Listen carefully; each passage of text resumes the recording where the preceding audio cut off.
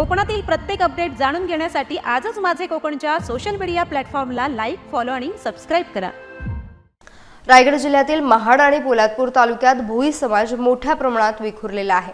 प्रामुख्याने मासेमारीवर उदरनिर्वाह करणाऱ्या या समाजाला संघटित करण्याच्या उद्देशाने महाड पोलादपूर भोई समाज संघटनेच्या वतीने सुवर्ण महोत्सवाचे भव्य आयोजन करण्यात आले आहे। या अमृत महोत्सवी वर्षाचे औचित्य साधून सकाळी हजारो समाज बांधवांच्या उपस्थितीत भव्य बाईक रॅली काढण्यात आली।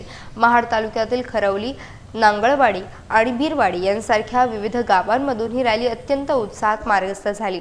या रॅलीचा मुख्य उद्देश विखुरलेल्या समाज बांधवांना एका छताखाली आणणे आणि समाजात एकतेचा संदेश पसरवणे हा होता। या ऐतिहासिक उपक्रमात केवळ पुरुषच नव्हे तर महिला आणि तरुणांनी देखील मोठ्या संख्येने उत्स्फूर्त सहभाग नोंदवला। मध्ये आज भोई समाजाचा 50 वर्ष सुवर्ण महोत्सव साजरा करण्यात आला आहे। त्यासाठी आमच्या संपूर्ण भोई समाजाने इथे रॅली काढली आहे। तसेच आपली शिवाजी महाराजांची जी आपल्या पूर्वी शिवकालीन पासून जे भोई समाज आहे ते आपल्या इतिहास काळामध्ये शिवाजी महाराजांच्या पालखीला खांदा देतात भोई समाज। ती पालखी आपली आज इथे 50 वर्ष पूर्ण झाल्यामुळे पूर्ण आपल्या समाजामध्ये फिरणार आहे। या 5 गावामध्ये आपली ही समाजामध्ये एकत्रित येण्यासाठी ही पालखी उत्सव साजरा करण्यात आला आहे।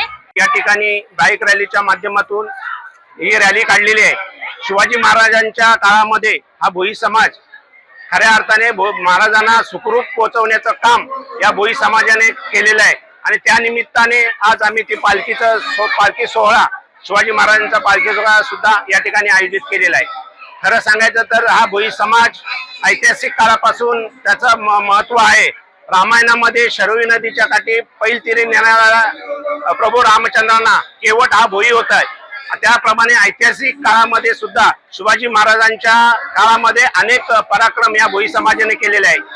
नवे तर या इंग्रज काळामध्ये इंग्रज चले जावच्या माध्यमातून जी चळवळ झाली 1947 साली जो आपला या ठिकाणी लढा दिला गेला स्वातंत्र्याचा, त्यामध्ये आमच्या या नांगलवाडी गावचे हुतात्मा अर्जुन कान्हू भोई यांनी आपल्या जीवाचे बलिदान या ठिकाणी दिलेले आहे।